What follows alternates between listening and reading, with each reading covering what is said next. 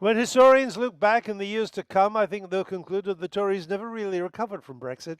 It divided them, drained them of energy, diverted them from getting on with other things. It took a terrible toll from which they are still struggling. Now, put aside for the moment the controversial matter of what Brexit has done to Britain, since neither Labour nor Conservative really wants to talk about it, and consider what instead it has done to the Tory party. In some ways, it's been fatal and explains the dire state of the party during this election campaign.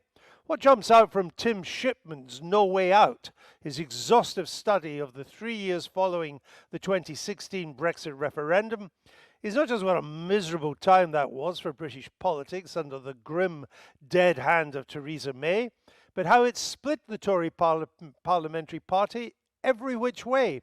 Monty Python's People's Front of Judea versus the Judean People's Front had nothing on them. The Tories fractured into innumerable pro and anti-Brexit factions, now too tedious to adumbrate, most of them happier bashing each other than taking the fight to Labour. Of course, Boris Johnson's famous and decisive Get Brexit Done election victory in December 2019 brought something of a truce to this vociferous Tory civil war, but some divisions never healed. Lifelong Tories found themselves persona non grata in their own party because they'd been Remainers. Staunch Brexiteers remained disgruntled because they had so little to show for their hard-won victory. That was largely because just when you might have expected the promise of Brexit to be delivered, along came the pandemic. And it quickly became apparent that the Tories had neither the bandwidth nor the brainpower to deal with COVID and preside over a post-Brexit transformation of Britain. When historians look back in the years to come, I think they'll conclude that the Tories never really recovered from Brexit. It divided them, drained them of energy, diverted them from getting on with other things. It took a terrible toll from which they are still struggling. It also heralded an era of self-indulgent Tory musical chairs at the very top of government. Chancellors came and went with bewildering speed. So did Prime Ministers. Cameron departed the stage in 2016, May in 2019, Johnson in 2022, Truss in 2022, in the blink of an eye, leaving Sunak to pick up the pieces, something for which he had neither the time nor the requisite skill set to do, as this election is brutally exposing. Voters find Keir Starmer dull, uninspiring, a bit boring. They're probably not wrong. But after years of Tory chaos and shenanigans, perhaps a period of quiet, undemonstrative government is what folks hanker for. I suspect, given the array of problems and challenges coming down the pike, that a Labour government will be less placid than voters think. But I believe the desire for a quieter politics helps explain not just Labour's lead, but its permanence through the campaign. In that regard, Starmer's safety first, say little, don't rock the boat campaign strategy has hit the tenor of the times. Way back in the 1840s, the Peelite Tories succeeded in reforming the Corn Laws, the divisive Brexit issue of its day. The results of the repeal were somewhat underwhelming, but it hobbled the Conservatives for almost a generation. Today's Tory Brexiteers have had their way too. The results have also been somewhat underwhelming, and it's left the Tories scarred and divided once more. Now, politics moves at a faster pace these days than it did in the 1840s, so perhaps another generation in the political wilderness doesn't beckon.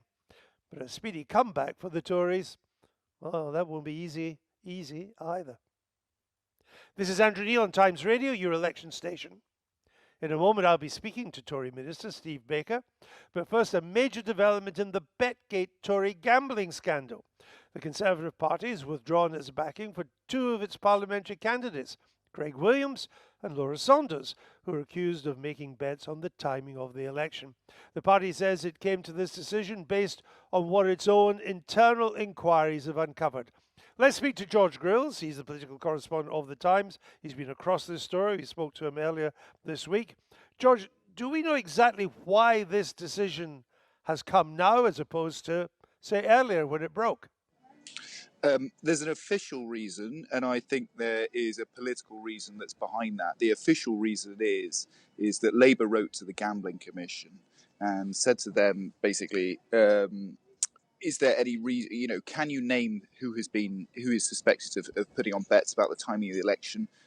We think it's in the public interest. The Gambling Commission said it wouldn't do that, and it responded this morning, but it did say there was nothing to stop the Tories from withdrawing their support from those candidates. And so the Tories have said, well, after the Gambling Commission made this clear, we've gone ahead and done that. That's a kind of official reason for it. Right. Politically, I just think it was unsustainable for Sunak to keep having to answer questions about it every time he was doing an interview. Indeed, he was pushed last night in the Sun debate as well. Now, Craig Williams and Laura Sanders will still appear on the ballot because it's printed, it's there. But in effect, in reality, I think, George, the Tories won't be running a candidate in either seat now. Is that correct? Yeah, we're in this peculiar situation where, it will be their names. You'll have the kind of Conservative tree, the insignia next to them on the ballot papers, because they're already, remember, the postal votes are already starting to be sent out, but they don't have kind of formal backing from the party. I think, to be honest, it's not going to make a huge difference in Bristol Northwest, where Laura Saunders is No. standing and Labour would be expected to win, but it may have a difference in Montgomeryshire, where Craig Williams is standing. Yeah, because I see from some of the polls, YouGov, for example, that they put that Montgomeryshire seat that Williams was standing in. Well, he's still standing, but just not with the Tory imprimatur on it. That was the one Welsh seat they might have expected to hold on to. That's right. It's a large rural seat. There's been a small sort of redrawing of the constituency boundaries, but it seems pretty neck and neck. And, obviously the campaign there has been overshadowed by Craig Williams's and his betting habits in the run up to the election. I think the other thing about Craig Williams is that for Sunak, this was personal. He and Craig Williams were close politically. Craig Williams was his aide, his parliamentary private secretary. So for him, it's a kind of personal blow as well, having to sort of withdraw Conservative support from a friend, really. Indeed, exactly. George, we'll leave it there. George Grills of the Times on this development in the Bedgate scandal. Now, when Rishi Sunak surprised everyone, bar, of course, the mass ranks of Tory Central Office staff forming a line outside the local bookies by calling an early election, Government Minister and arch Brexiteer Steve Baker had a dilemma. Suddenly, he had an election to fight in his marginal seat in Wickham, but he also had a holiday booked in sunny Greece. His answer was refreshingly honest. The election could wait. He was off to Greece. Some things, he said, are more important than winning an election.